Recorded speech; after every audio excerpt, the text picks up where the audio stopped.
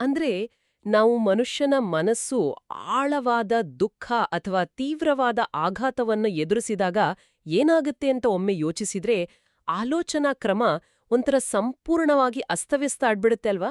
ಕತ್ತಲಲ್ಲಿ ಕಳೆದೋದ ಹಾಗೆ ದಿಕ್ಕು ತೋಚದಂತೆ ಭಾಸವಾಗುತ್ತೆ. ಖಂಡಿತ.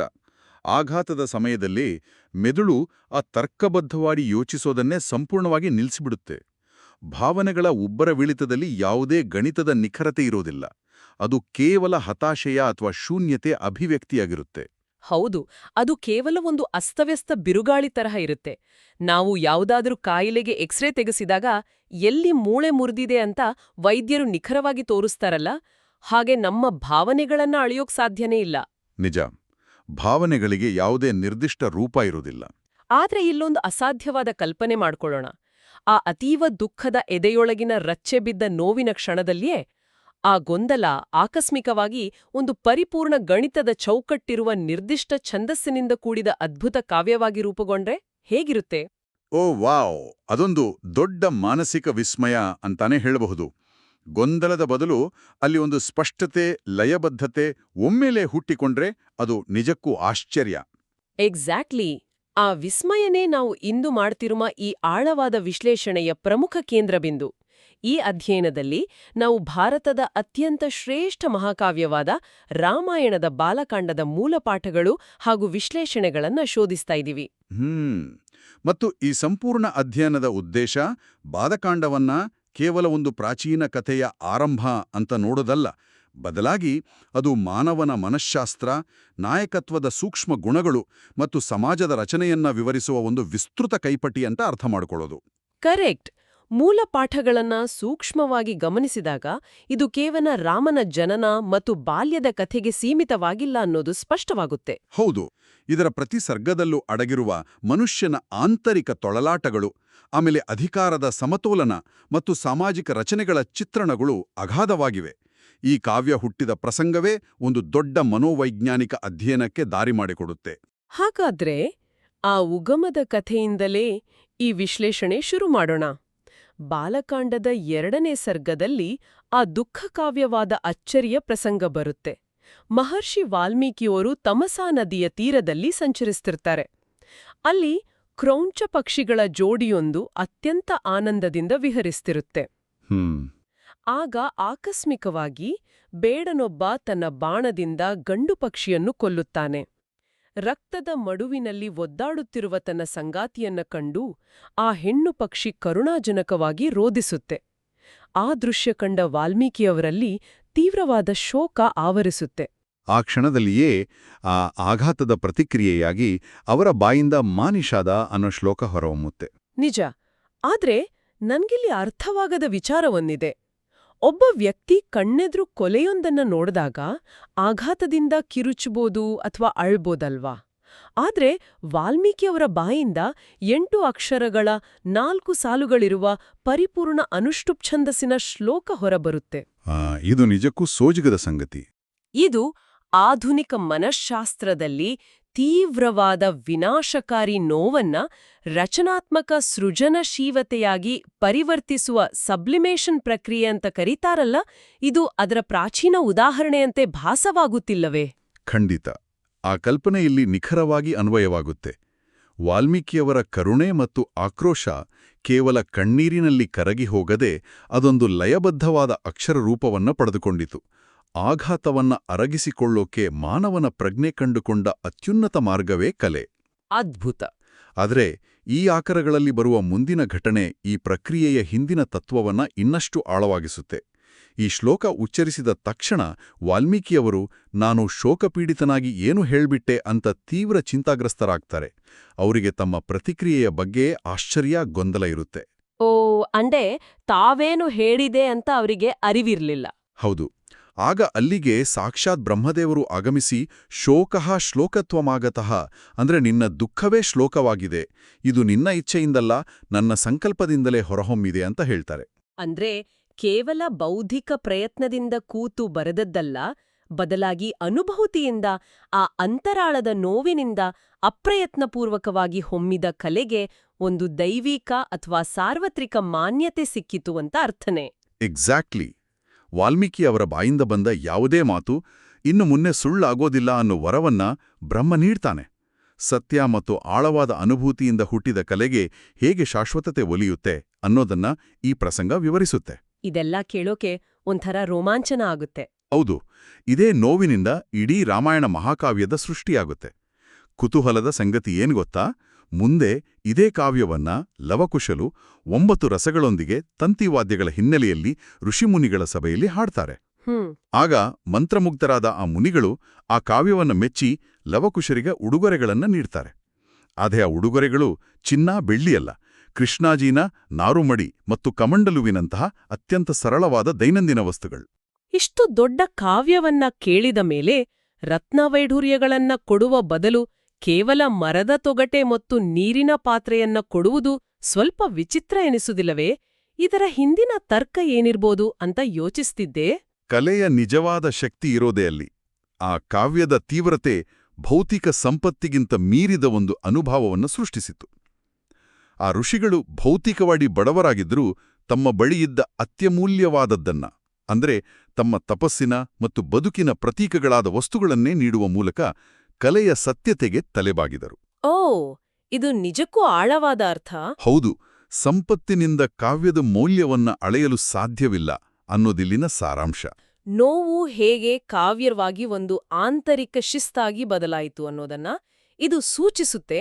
ಸೊ ಇದೇ ಆಂತರಿಕ ಶಿಸ್ತಿನ ಅಥವಾ ವ್ಯವಸ್ಥೆಯ ಕಲ್ಪನೆಯನ್ನ ಈ ಆಕರಗಳು ಮುಂದಿನ ವಿಭಾಗದಲ್ಲಿ ಒಂದು ಬೃಹತ್ ಸಾಮಾಜಿಕ ಮಟ್ಟಕ್ಕೆ ತೆಗೆದುಕೊಂಡು ಹೋಗ್ತವೆ. ಹೌದು, 5ನೇ ಸರ್ಗದಲ್ಲಿ ಬರುವ ಅಯೋಧ್ಯ ನಗರಿಯ ವರ್ಣನೆ ಕರೆಕ್ಟ್.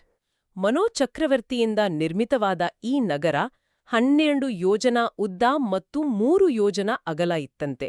ರಸ್ತೆಗಳಲ್ಲಿ ಸದಾ ಸುಗಂಧ ದ್ರವ್ಯಗಳ ಸಿಂಪಡಣೆ, ಎಲ್ಲಿ ನೋಡಿದ್ರೂ ಸಂಪತ್ತು.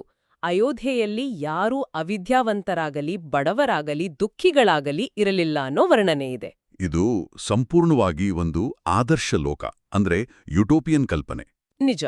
ಆದ್ರೆ ಇಲ್ಲಿಯೇ ನನ್ನ ತಲೆಯಲ್ಲಿ ಒಂದು ಪ್ರಶ್ನೆ ಹುಟ್ಕೊಳ್ಳುತ್ತೆ. ಸಮಾಜ ಇಷ್ಟೊಂದು ಪರಿಪೂರ್ಣವಾಗಿದ್ದ ಮೇಲೆ ಮತ್ತು ದಶರಥ ಒಬ್ಬ ಅತ್ಯಂತ ಸಮರ್ಥ, ದೇವತೆಗಳಿಗೆ ಸಮಾನನಾದ ರಾಜನಾಗಿದ್ದ ಮೇಲೆ ಆತನಿಗೆ ದೃಷ್ಟಿ, ಜಯಂತ, ಸುಮಂತ್ರ ಮುಂತಾದ 8 ಜನ ಬಲಿಷ್ಠ ಮಂತ್ರಿಗಳನ್ನೊಳಗೊಂಡ ಮಂತ್ರಿಮಂಡಲದ ಅಗತ್ಯ ಏಕಿತ್ತು? ಎಲ್ಲವೂ ಸುಗಮವಾಗಿ ನಡೆಯುತ್ತಿರುವಾಗ ಒಬ್ಬ ಸಮರ್ಥ ರಾಜನಿಗೆ ಈ ಮಟ್ಟದ ಭಾರೀ ಸಲಹೆಗಾರರ ಪಡೆ ಏಕೆ ಬೇಕು? ಇದು ಆಡಳಿತಾತ್ಮಕವಾಗಿ ನೋಡಿದ್ರೆ ಅನಗತ್ಯ ಹೊರೆ ಅಲ್ವಾ? ಹೊರನೋಟಕ್ಕೆ ಖಂಡಿತ ಹಾಗೆ ಅನಿಸಬಹುದು. ಆದರೆ ಆಡಳಿತಾತ್ಮಕ ದೃಷ್ಟಿಕೋನದಿಂದ ವಿಶ್ಲೇಷಿಸಿದಾಗ ಇದರ ಹಿಂದಿನ ವಾಸ್ತವಿಕತೆ ಅರ್ಥವಾಗುತ್ತೆ. ಒಂದು ವ್ಯವಸ್ಥೆ ಎಷ್ಟೇ ಪರಿಪೂರ್ಣವಾಗಿರಲಿ, ನಾಯಕ ಎಷ್ಟೇ ಸಮರ್ಥನಾಗಿರಲಿ, ಯಾವುದೇ ಒಂದು ದೃಷ್ಟಿಕೋನ ಎಲ್ಲವನ್ನೂ ಗ್ರಹಿಸಲು ಸಾಧ್ಯವಿಲ್ಲ. ಓ, ಅಂದ್ರೆ ಬ್ಲೈಂಡ್ ಸ್ಪಾಟ್ಸ್ ಇರುತ್ತೆ ಅಂತನಾ? ಎಕ್ಸಾಕ್ಟ್ಲಿ. ದಶರಥನ ಮಂತ್ರಿಮಂಡಳ ಕೇವಲ ಆಡಳಿತ ನಡೆಸಲು ಮಾತ್ರ ಇರಲಿಲ್ಲ, ಅದು ವ್ಯವಸ್ಥೆಯಲ್ಲಿ ಕುರುಡು ನೆಲೆಗಳನ್ನ ಅಂದ್ರೆ ಬ್ಲೈಂಡ್ ಸ್ಪಾಟ್ಸ್ ಗುರುತಿಸಲೂ ಇತ್ತು. ಈ 8 ಮಂತ್ರಿಗಳು ವಿವಿಧ ಕ್ಷೇತ್ರಗಳಲ್ಲಿ ಪರಿಣಿತರಾಗಿದ್ರು ಮತ್ತು ರಾಜನಿಗೆ ಹಿತವಾಗದಿದ್ರೂ ಸತ್ಯವನ್ನ ಹೇಳುವ ಎದೆಗಾರಿಕೆ ಹೊಂದಿದ್ರು. ಅಂದ್ರೆ ಅಧಿಕಾರದಲ್ಲಿರುವಾಗ ಎಲ್ಲವೂ ಸರಿಯಾಗಿದೆ ಅನ್ನೋ ಭ್ರಮೆ ಅಥವಾ ಗ್ರೂಪ್ ಥಿಂಕ್ ಬೆಳೆಯದಂತೆ ತಡೆಯಲೂ ಈ ಮಂತ್ರಿಮಂಡಳ ಇತ್ತು ಅಂತಾಯ್ತಲ್ವಾ? ಎಲ್ಲವೂ ಪರಿಪೂರ್ಣವಾಗಿದ್ರೂ ಅಲ್ಲಿ ಭಿನ್ನ ದೃಷ್ಟಿಕೋನಗಳ ಸಂಘರ್ಷ ಇರಲೇಬೇಕು. ನಿಖರವಾಗಿ ಹೇಳಬೇಕಂದ್ರೆ ಅಯೋಧ್ಯೆಯ ಆಡಳಿತವು ವಿಕೇಂದ್ರೀಕೃತ ಆಡಳಿತದ ಅಂದ್ರೆ ಡಿಸೆಂಟ್ರಲೈಸ್ಡ್ ಗವರ್ನೆನ್ಸ್ನ ಅತ್ಯುತ್ತಮ ಮಾದರಿಯಾಗಿತ್ತು. ಯಶಸ್ಸಿನ ತುತ್ತುದ್ದಿಯಲ್ಲಿರುವಾಗಲೇ ವ್ಯವಸ್ಥೆಗಳು ಕುಸಿಯುವ ಅಪಾಯ ಹೆಚ್ಚು, ಏಕೆಂದ್ರೆ ಅಲ್ಲಿ ಆತ್ಮಸಂತೃಪ್ತಿ ಮೂಡುತ್ತೆ. ಕಾಂಪ್ಲೆಸೆನ್ಸಿ ಅಂತೀವಲ್ಲ? ಹೌದು.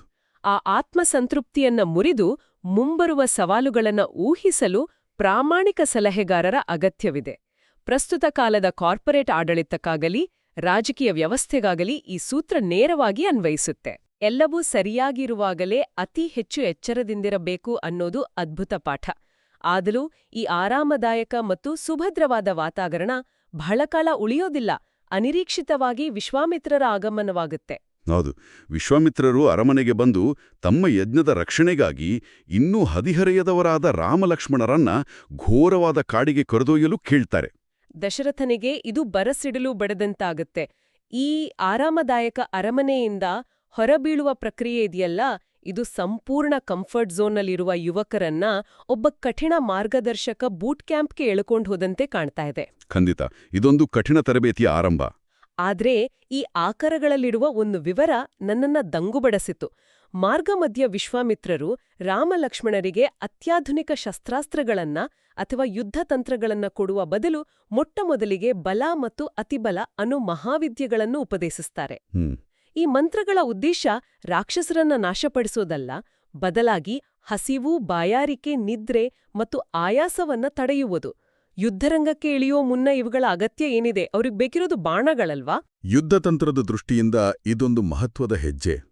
ಒಬ್ಬ ಯೋಧ ಎಷ್ಟೇ ಬಲಿಷ್ಠನಾಗಿದ್ರೂ, ಆತನ ಬಳಿ ಬ್ರಹ್ಮಾಸ್ತ್ರವೇ ಇದ್ರೂ, ಆತನ ದೇಹ ಆಯಾಸದಿಂದ ನಡುಗುತ್ತಿದ್ರೆ ಅಥವಾ ಹಸಿವಿನಿಂದ ಆತನ ಗಮನ ವಿಚಲಿತವಾಗಿದ್ರೆ ಆ ಅಸ್ತ್ರದಿಂದ ಯಾವುದೇ ಉಪಯೋಗವಿಲ್ಲ.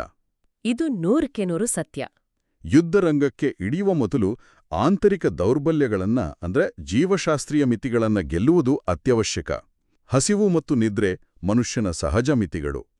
ಮಹತ್ತರವಾದ ಸಾಧನೆಗಳನ್ನು ಮಾಡುವ ಮುನ್ನ ಆ ಭೌತಿಕ ಹಾಗೂ ಮಾನಸಿಕ ಮಿತಿಗಳನ್ನು ಮೀರಿ ಬೆಳೆಯಬೇಕಾದ ಅವಶ್ಯಕತೆಯನ್ನ ಈ ಬಲ ಅತಿಬಲ ವಿದ್ಯೆಗಳು ಎತ್ತಿ ತೋರಿಸುತ್ತವೆ. ಇದು ಇಂದಿನ ಡಿಸಿಷನ್ ಫೆಟಿಕ್ ಪರಿಕಲ್ಪನೆಗೆ ಎಷ್ಟು ಹತ್ರವಾಗಿದೆ. ನಾವು ದಣಿದಾಗ ಅಥವಾ ಹಸಿವಿನಿಂದಿದ್ದಾಗ ನಮ್ಮ ನಿರ್ಧಾರಗಳು ಎಷ್ಟೊಂದು ದುರ್ಬಲವಾಗಿರುತ್ತವೆಲ್ವಾ? ಬಾಹ್ಯ ಶತ್ರುವನ್ನ ಎದುರಿಸುವ ಮುನ್ನ ನಮ್ಮದೇ ದೇಹ ಮತ್ತು ಮನಸ್ಸಿನ ಮೇಲೆ ನಿಯಂತ್ರಣ ಸಾಧಿಸುವುದು ಮೊದಲ ಹೆಜ್ಜೆ. ಖಂಡಿತ. ಇದೇ ಆಂತರಿಕ ಶಕ್ತಿಯ ನಿಯಂತ್ರಣದ ಬಗ್ಗೆ ಮಾತಾಡುವಾಗ ವಿಶ್ವಾಮಿತ್ರರದೇ ಜೀವನದ ಒಂದು ದೊಡ್ಡ ಫ್ಲ್ಯಾಶ್ ಬ್ಯಾಕ್ ಕಥೆಯನ್ನ ಈ ಮೂಲಪಾಠಗಳು ತೆರೆದಿಡುತ್ತವೆ. ವಿಶ್ವಾಮಿತ್ರರು ಬ್ರಹ್ಮರ್ಷಿ ಆಗುವ ಮೊದಲು ಅಹಂಕಾರದಿಂದ ಮೆರೆಯುತ್ತಿದ್ದ ರಾಜ ಕೌಶಿಕನಾಗಿದ್ದಾಗ ನಡೆದ ಘಟನೆ ಅದು. ಹೌದು. ಈ ಕಥೆ ನಮಗೆ ಶಕ್ತಿಯ ವ್ಯಾಖ್ಯಾನದ ಬಗ್ಗೆ ಒಂದು ಹೊಸ ಆಯಾಮವನ್ನೇ ನೀಡುತ್ತೆ. ಕೌಶಿಕನಾಗಿದ್ದ ವಿಶ್ವಾಮಿತ್ರರು ತಮ್ಮ ಬೃಹತ್ ಸೈನ್ಯದೊಂದಿಗೆ ವಸಿಷ್ಠರ ಆಶ್ರಮಕ್ಕೆ ಬರ್ತಾರೆ. ಅಲ್ಲಿ ಕಾಮಧೇನುವಾದ ಶಬಲೆಯನ್ನ ನೋಡ್ತಾರೆ. ಆ ಹಸುವಿನ ಅದ್ಭುತ ಶಕ್ತಿಯನ್ನ ಕಂಡು ಅದನ್ನ ತನಗೆ ಒಪ್ಪಿಸುವಂತೆ ವಸಿಷ್ಠರನ್ನ ಕೇಳ್ತಾರೆ. ವಸಿಷ್ಠರು ನಿರಾಕರಿಸಿದಾಗ ವಿಶ್ವಾಮಿತ್ರರು ಬಲವಂತವಾಗಿ ಶಬಲೆಯನ್ನ ಕಸಿದುಕೊಳ್ಳಲು ಮುಂದಾಗ್ತಾರೆ. ಆಗ ಒಂದು ಅಚ್ಚರಿಯ ಘಟನೆ ನಡೆಯುತ್ತೆ. ಏನು ಆ ಘಟನೆ? ವಸಿಷ್ಠರು ಕೇವಲ ತಮ್ಮ ತಪೋಬಲದಿಂದ ಒಂದು ಸಣ್ಣ ಋಷಿದಂಡದ ಅಂದ್ರೆ ಬ್ರಹ್ಮದಂಡದ ಸಹಾಯದಿಂದ ವಿಶ್ವಾಮಿತ್ರರ ಇಡೀ ಭೌತಿಕ ಸೈನ್ಯವನ್ನ ಮತ್ತು ಅವರು ಪ್ರಯೋಗಿಸಿದ ಸಮಸ್ತ ದಿವ್ಯಾಸ್ತ್ರಗಳನ್ನ ಸಂಪೂರ್ಣವಾಗಿ ನಾಶಪಡಿಸ್ತಾರೆ. ಓ, ಇದನ್ನ ನಂಬುವುದೇ ಕಷ್ಟವಾಗುತ್ತೆ. ಬೃಹತ್ ಸೈನ್ಯ, ಆನೆ, ಕುದುರೆ, ಅಸ್ತ್ರಗಳ ಮುಂದೆ ಕೇವಲ ಒಂದು ಮರದ ದಂಡ ಹೇಗೆ ಗೆಲ್ಲಲು ಸಾಧ್ಯ? ಇದು ಕೇವಲ ಕತ್ತಿಗಿಂತ ಲೇಖನಿ ಹರಿತ ಅನ್ನೋ ಗಾದೆಯ ಅತಿಶಯೋಕ್ತಿನ ಅಥವಾ ಇಲ್ಲೇನಾದ್ರೂ ಮಾನಸಿಕ ರೂಪಕ ಅಡಗಿದ್ಯಾ? ಮೂಲಪಾಠವು ಇಲ್ಲಿ ಶಕ್ತಿಯ 2 ವಿಭಿನ್ನ ಸ್ವರೂಪಗಳನ್ನು ಚರ್ಚಿಸುತ್ತಿದೆ. ವಿಶ್ವಾಮಿತ್ರರದ್ದು ಕ್ಷತ್ರಿಯ ಬಲ, ಅಂದ್ರೆ ಅದು ಬಾಹ್ಯವಾದ, ಪ್ರತಿಕ್ರಿಯಾತ್ಮಕವಾದ ಮತ್ತು ಭೌತಿಕ ಸಂಪನ್ಮೂಲಗಳ ಮೇಲೆ ನಿಂತಿರುವ ಶಕ್ತಿ. ಅದು ಅಹಂಕಾರ ಮತ್ತು ಆಕ್ರಮಣಶೀಲತೆಯಿಂದ ಕೂಡಿದೆ. ಆದರೆ ವಸಿಷ್ಠರದ್ದು ಬ್ರಹ್ಮ ತೇಜಸ್ಸು. ಅದು ಆಂತರಿಕ ಸಂಯಮ, ತ್ಯಾಗ ಮತ್ತು ಅಚಲವಾದ ಸ್ಥಿರತೆಯಿಂದ ಬಂದ ಶಕ್ತಿ. ವಿಶ್ವಾಮಿತ್ರರ ಆಕ್ರಮಣಶೀಲತೆಯು ವಸಿಷ್ಠರ ಅಚಲವಾದ ಸ್ಥಿರತೆಯ ಮುಂದೆ ಮಂಕಾಗಿ ಹೋಯಿತು. ಒಳಗಿನ ಪ್ರಪಂಚವನ್ನ ಬಲವಂತವಾಗಿ ಗೆಲ್ಲುವುದಕ್ಕಿಂತ ತನ್ನೊಳಗಿನ ಪ್ರಜ್ಞೆಯನ್ನ ಗೆದ್ದವನ ಶಕ್ತಿ ಹೆಚ್ಚು ಪ್ರಬಲವಾಗಿರುತ್ತೆ. ಎಂಥ ಅದ್ಭುತವಾದ ವಿಚಾರ ಇದು. ಕೊನೆಗೆ ಸೋತ ವಿಶ್ವಾಮಿತ್ರರು ದಿಗ್ಬಲಂ ಕ್ಷತ್ರಿಯ ಬಲಂ ಬ್ರಹ್ಮತೇಜೋ ಬಲಂ ಬಲಂ ಅಂತ ಉದ್ಘರಿಸುತ್ತಾರೆ. ಅಂದ್ರೆ ಅಹಂಕಾರದ ಮೇಲಿನ ವಿಜಯವೇ ಮನುಷ್ಯನ ನಿಜವಾದ ವಿಜಯ ಅನ್ನೋ ಅರಿವವರಿಗಾಗುತ್ತೆ. ಶಕ್ತಿ ಅಂದ್ರೆ ಕೇವಲ ಅಗ್ರೆಷನ್ ಅಲ್ಲ, ಅದು ರೆಸಿಲಿಯನ್ಸ್ ಮತ್ತು ಸ್ಥಿರತೆ ಅನ್ನೋದು ಇಲ್ಲಿ ಸ್ಪಷ್ಟವಾಗುತ್ತೆ. ಸೊ ಈ ಶಕ್ತಿಯನ್ನ ಹೇಗೆ ನಿರ್ವಹಿಸಬೇಕು ಅನ್ನೋ ವಿಚಾರ ಬಂದಾಗ ಈ ಆಕರಗಳಲ್ಲಿ ಬರುವ ಇನ್ನೊಂದು ಅತ್ಯಂತ ಪ್ರಸಿದ್ಧ ಉಪಕಥೆ ನಮ್ಮ ಗಮನ ಸೆಳೆಯುತ್ತೆ. ಅದುವೇ ಗಂಗಾವತರಣ ಅಥವಾ ಭಗೀರಥನ ಪ್ರಯತ್ನದ ಕಥೆ. ಭಗೀರಥನ ಕಠಿಣ ತಪಸ್ಸಿನ ಕಥೆ ಕೇವಲ ಪುರಾಣವಾಗಿ ಉಳಿದಿಲ್ಲ. ಅದು ನಮ್ಮ ನಿತ್ಯದ ಭಾಷೆಯಲ್ಲಿ ಅತೀ ಕಷ್ಟದ ಸಾಧನೆಯನ್ನ ಬಣ್ಣಿಸುವ ಒಂದು ನುಡಿಗಟ್ಟಾಗಿ ಬೆರೆತು ಹೋಗಿದೆ ಅಲ್ವಾ? ಹೌದು. ತನ್ನ ಪೂರ್ವಜರ ಉದ್ಧಾರಕ್ಕಾಗಿ ಆಕಾಶಗಂಗೆಯನ್ನ ಭೂಮಿಗೆ ತರಲು ಭಗೀರಥ 100 ವರ್ಷಗಳ ಕಾಲ ಘೋರ ತಪಸ್ಸು ಮಾಡ್ತಾನೆ. ಆತನ ಪರಿಶ್ರಮಕ್ಕೆ ಮೆಚ್ಚಿ ಗಂಗೆ ಭೂಮಿಗೆ ಬರಲು ಒಪ್ಪುತ್ತಾಳೆ. ಆದರೆ ಅಲ್ಲಿಯ ಮೂಲಪಾಠವನ್ನ ಗಮನಿಸಿದ್ರೆ ಆಕೆಯ ಆಗಮನ ಒಂದು ವರಕ್ಕಿಂತ ಹೆಚ್ಚಾಗಿ ಶಾಪದಂತೆ ಭಾಸವಾಗುತ್ತೆ. ಹೌದು. ಯಾಕಂದ್ರೆ ಆಕಾಶದಿಂದ ಧುಮುಕುವ ಗಂಗೆಯ ಪ್ರವಾಹದ ಅಗಾಧವಾದ ವೇಗವನ್ನ ಮತ್ತು ಶಕ್ತಿಯನ್ನ ತಡೆಯೋರು ಯಾರು? ಕರೆಕ್ಟ್. ಆ ವೇಗಕ್ಕೆ ಇಡೀ ಭೂಮಿಯೇ ಬಿರುಕು ಬಿಟ್ಟು ಕೊಚ್ಚಿ ಹೋಗುವ ಅಪಾಯ ಇರುತ್ತೆ. ಆಗ ಭಗೀರಥ ಪರಶಿವನನ್ನ ಪ್ರಾರ್ಥಿಸ್ತಾನೆ. ಶಿವನು ಗಂಗೆಯನ್ನ ತನ್ನ ಜಟೆಯಲ್ಲಿ ಧರಿಸಿ ಆಕೆಯ ವೇಗವನ್ನ ನಿಯಂತ್ರಿಸಿ ಆಮೇಲೆ ಸಣ್ಣದಾಗಿ ಭೂಮಿಗೆ ಹರಿಯಲು ಬಿಡುತ್ತಾನೆ. ನಿಜ. ಈ ಕಥೆಯನ್ನ ಓದುತ್ತಿದ್ದಾಗ ನನಗೊಂದು ಚಿತ್ರಣ ತಲೆಯಲ್ಲಿ ಬಂತು. ಶಿವ ಇಲ್ಲಿ ಒಂದು ಹೈ ವೋಲ್ಟೇಜ್ ಪವರ್ ಗ್ರಿಡ್ನಲ್ಲಿರುವ ಟ್ರಾನ್ಸ್ಫಾರ್ಮರ್ನಂತೆ ಕೆಲಸ ಮಾಡ್ತಿದ್ದಾನಲ್ವಾ? ಓ ವಾವ್, ಅದ್ಭುತವಾದ ಹೋಲಿಕೆ ಇದು. ಅಲ್ಲ, ನಾವು ಒಂದು ನ್ಯೂಕ್ಲಿಯರ್ ಪ್ಲಾಂಟ್ನಿಂದ ಬರುವ ಅಗಾಧವಾದ ವಿದ್ಯುತ್ತನ್ನ ನೇರವಾಗಿ ನಮ್ಮ ಮನೆಯ ಟಿವಿಗೆ ಅಥವಾ ಫ್ರಿಡ್ಜ್ಗೆ ಕನೆಕ್ಟ್ ಮಾಡಕ್ ಸಾಧ್ಯನೇ ಇಲ್ಲ. ಆ ಶಕ್ತಿಯನ್ನ ತಡೆದು ಅದನ್ನ ನಮ್ಮ ಮನೆಗೆ ತಕ್ಕಂತೆ ಇಳಿಸಿಕೊಡುವ ವ್ಯವಸ್ಥೆ ಬೇಕು. ಗಂಗೆ ಎಂಬ ಅಪಾರ ಶಕ್ತಿಗೆ ಶಿವನ ಜಟೆ ಆ ಟ್ರಾನ್ಸ್ಫಾರ್ಮರ್ ಕೆಲಸ ಮಾಡ್ತಿದೆ ಎನ್ನಬಹುದೇ? ಆ ಹೋಲಿಕೆ ಅತ್ಯಂತ ನಿಖರವಾಗಿದೆ. ಈ ಘಟನೆಯ ಹಿಂದಿರುವ ತಾತ್ವಿಕ ಸತ್ಯವೇ ಅದು. ಯಾವುದೇ ಒಂದು ಬೃಹತ್ ಗುರಿಯನ್ನು ಮುಟ್ಟಲು ಕಠಿಣ ಪರಿಶ್ರಮವಿದ್ದರೆ ಮಾತ್ರ ಸಾಲದು. ಆ ಪರಿಶ್ರಮದಿಂದ ಒಮ್ಮೆಲೆ ಒದುಗಿ ಬರುವ ಅಗಾಧವಾದ ಶಕ್ತಿ, ಯಶಸ್ಸು ಅಥವಾ ಸಂಪತ್ತನ್ನು ನಿರ್ವಹಿಸುವ ವ್ಯವಸ್ಥೆ ಇರಬೇಕು. ಆ ವ್ಯವಸ್ಥೆಯನ್ನೇ ನಾವು ಗ್ರೌಂಡಿಂಗ್ ಫೋರ್ಸ್ ಅಂತ ಕರಿಬೋದು. ಗಂಗೆ ಇಲ್ಲಿ ಅಪಾರವಾದ ಯಶಸ್ಸು ಮತ್ತು ಮಹತ್ವಾಕಾಂಕ್ಷೆಯ ಸಂಕೇತ. ಆ ಶಕ್ತಿಗೆ ತನ್ನದೇ ಆದ ಒಂದು ಕುರುಡು ಅಹಂಕಾರ ಇರುತ್ತೆ. ಅದನ್ನು ನೇರವಾಗಿ ಯಾವುದೇ ನಿಯಂತ್ರಣವಿಲ್ಲದೆ ಸ್ವೀಕರಿಸಿದರೆ ಆ ಯಶಸ್ಸೇ ನಮ್ಮ ನಾಶಕ್ಕೆ ಕಾರಣವಾಗಬಹುದು. ಇದು ಇಂದಿನ ಜಗತ್ತಿಗೆ ತುಂಬಾ ರಿಲೇಟ್ ಆಗತ್ತೆ. ಹೌದು. ಉದಾಹರಣೆಗೆ, ದಿಢೀರ್ನೆ ಲಾಟರಿ ಹೊಡೆದವನು ಅದನ್ನು ನಿಭಾಯಿಸಲಾಗದೆ ಭಿಕ್ಷುಕನಾಗುವ ಎಷ್ಟೋ ಕಥೆಗಳನ್ನು ನಾವು ನೋಡ್ತೀವಿ. ಅಂದ್ರೆ ಯಶಸ್ಸನ್ನ ಪಡೆದುಕೊಳ್ಳೋದಿಕ್ಕಿಂತ ಅದನ್ನ ಅರಗಿಸಿಕೊಳ್ಳುವ ಶಕ್ತಿಯ ಬಗ್ಗೆ ನಾವು ಮಾತಾಡ್ತಿದ್ದೀವಿ. ಎಕ್ಸಾಕ್ಟ್ಲಿ. ಶಿವ ಇಲ್ಲಿ ಸ್ಥಿರತೆಯ, ವಿವೇಕದ ಮತ್ತು ನಿಯಂತ್ರಣದ ಸಂಕೇತ. ಯಾವುದೇ ಮಹತ್ಕಾರ್ಯವನ್ನ ಸಾಧಿಸುವಾಗ ಬರುವ ಅಗಾಧವಾದ ಬದಲಾವಣೆಗಳನ್ನು ನಾವು ನೇರವಾಗಿ ಎದುರಿಸಬಾರ್ದು. ಅದನ್ನು ವಿವೇಕವೆಂಬ ಜಟೆಯ ಮೂಲಕ ಶೋಧಿಸಿ ನಿಯಂತ್ರಿಸಿ ಸಮಾಜಕ್ಕೆ ಅಥವಾ ನಮ್ಮ ಜೀವನಕ್ಕೆ ಹರಿಯಲು ಬಿಡಬೇಕು. ವೇಗಕ್ಕೆ ವಿವೇಕದ ಕಡಿವಾಣ ಇರಬೇಕು ಎಂಬುದೇ ಇಲ್ಲಿನ ದೊಡ್ಡ ಜೀವನ ಪಾಠ. ಶಕ್ತಿಯಷ್ಟೇ, ಆ ಶಕ್ತಿಯ ನಿರ್ವಹಣೆಯೂ ಮುಖ್ಯ. ಅಗಾಧವಾದ ವೇಗ, ಆದ್ರೆ ಅದಕ್ಕೆ ತಕ್ಕ ವಿವೇಕ. ಭಗೀರಥ ಪ್ರಯತ್ನದ ಹಿಂದಿನ ಈ ನಿರ್ವಹಣಾ ತತ್ವ ನಿಜಕ್ಕೂ ನಮ್ಮ ದೃಷ್ಟಿಕೋನವನ್ನೇ ಬದಲಾಯಿಸುತ್ತೆ. ಈ ಎಲ್ಲಾ ಆಕರಗಳನ್ನ, ಸರ್ಗಗಳನ್ನ ಒಟ್ಟುಗೂಡಿಸಿ ನೋಡಿದಾಗ ಒಂದು ವಿಷಯ ಸ್ಪಷ್ಟವಾಗುತ್ತೆ. ಹೌದು. ಏನದು? ಬಾಲಕಾಂಡವು ನಮ್ಗೆ ಪರಿಚಯಿಸುತ್ತಿರುವುದು ಕೇವಲ ಸಾವಿರಾರು ವರ್ಷಗಳ ಹಿಂದಿನ ರಾಜಮಹಾರಾಜರ ಕಥೆಯನ್ನಲ್ಲ, ಬದಲಾಗಿ ಇದು ನಮ್ಮ ಮನಸ್ಸಿನ ಕೈಗನ್ನಡಿಯಾಗಿದೆ. ಖಂಡಿತ. ಈ ಪ್ರಾಚೀನ ತತ್ವಗಳು ಇಂದಿನ ಈ ವೇಗದ ಮಾಹಿತಿ ಯುಗದಲ್ಲಿ ಇನ್ನಷ್ಟು ಪ್ರಸ್ತುತವಾಗ್ತವೆ. ನಾವು ಪ್ರತಿದಿನ ಎದುರಿಸುವ ಒತ್ತಡಗಳು, ಅಹಂಕಾರದ ಸಂಘರ್ಷಗಳು ಮತ್ತು ಯಶಸ್ಸಿನ ಹಸಿವಿಗೆ ಈ ಕಥೆಗಳು ಒಂದು ಮಾನಸಿಕ ಚೌಕಟ್ಟನ್ನು ಒದಗಿಸ್ತವೆ. ನಿಜ. ವಾಲ್ಮೀಕಿಯವರ ಕಥೆ ನೋವನ್ನ ಹೇಗೆ ಸೃಜನಶೀಲತೆಯಾಗಿ ಬದಲಾಯಿಸಬಹುದು ಅಂತ ಕಲಿಸಿದ್ರೆ, ಆಂತರಿಕ ಮಿತಿಗಳನ್ನ ಮೀರಿ ಬೆಳೆಯುವುದನ್ನ ಬಲ, ಅತಿಬಲ ವಿದ್ಯೆಗಳ ಕಲಿಸ್ತವ. ಮತ್ತು ನಿಜವಾದ ಶಕ್ತಿ ಭೌತಿಕವಲ್ಲ, ಅದು ಸ್ಥಿರತೆ ಅನ್ನೋದನ್ನ ವಸಿಷ್ಠರ ದಂಡ ತೋರಿಸುತ್ತೆ. ಹಾಗೆ ಅಗಾಧವಾದ ಯಶಸ್ಸನ್ನ ಹೇಗೆ ವಿವೇಕದಿಂದ ನಿರ್ವಹಿಸಬೇಕು ಅನ್ನೋದನ್ನ ಗಂಗಾವತರಣ ವಿವರಿಸುತ್ತೆ. ಇದೆಲ್ಲವನ್ನೂ ಚರ್ಚಿಸಿದ ಮೇಲೆ ಕೊನೆಯದಾಗಿ ಒಂದು ಆಳವಾದ ಚಿಂತನೆ ಮೂಡ್ತಿದೆ. ನಾವು ಆರಂಭದಲ್ಲಿ ಮಾತಾಡಿದ ಆ ವಾಲ್ಮೀಕಿಯವರ ಕಥೆಗೆ ಹಿಂದಿರುಗೋಣ. ಹೇಳಿ. ವಾಲ್ಮೀಕಿಯವರ ಆ ಅಸ್ತವ್ಯಸ್ತವಾದ ಶೋಕ ಹೇಗೆ ಒಂದು ಅಪ್ರತಿಮ ಶ್ಲೋಕವಾಗಿ ಬದಲಾಯಿತು ಅನ್ನೋದನ್ನ ಗಮನಿಸಿದಾಗ ಮನುಷ್ಯನ ಸಾಮರ್ಥ್ಯದ ಬಗ್ಗೆ ಒಂದು ಬೆರಗು ಮೂಡುತ್ತೆ. ಇದು ಪ್ರತಿಯೊಬ್ಬರೂ ಆಲೋಚಿಸಬೇಕಾದ ವಿಷಯ. ಖಂಡಿತ. ಇದು ನಮ್ಮೆಲ್ಲರಿಗೂ ಅನ್ವಯಿಸುವಂಥ ಪ್ರಶ್ನೆ. ಬದುಕಿನಲ್ಲಿ ನಾವು ಎದುರಿಸುವ ಅತ್ಯಂತ ಕಡು ಕಷ್ಟದ ಕ್ಷಣಗಳು ಎಲ್ಲವೂ ಮುಗಿದೆ ಹೋಯಿತು ಅಂತ ಕಂಗೆಡುವ ಅತೀವ ಹತಾಶೆಯ ಘಳಿಗೆಗಳೇ ವಾಸ್ತವವಾಗಿ ಭವಿಷ್ಯದ ಅತಿದೊಡ್ಡ ಸಾಧನೆಯ ನೀಲನಕ್ಷೆಗಳನ್ನ ತಮ್ಮೊಳಗೆ ಬಚ್ಚಿಟ್ಟುಕೊಂಡಿರಬಹುದೇ?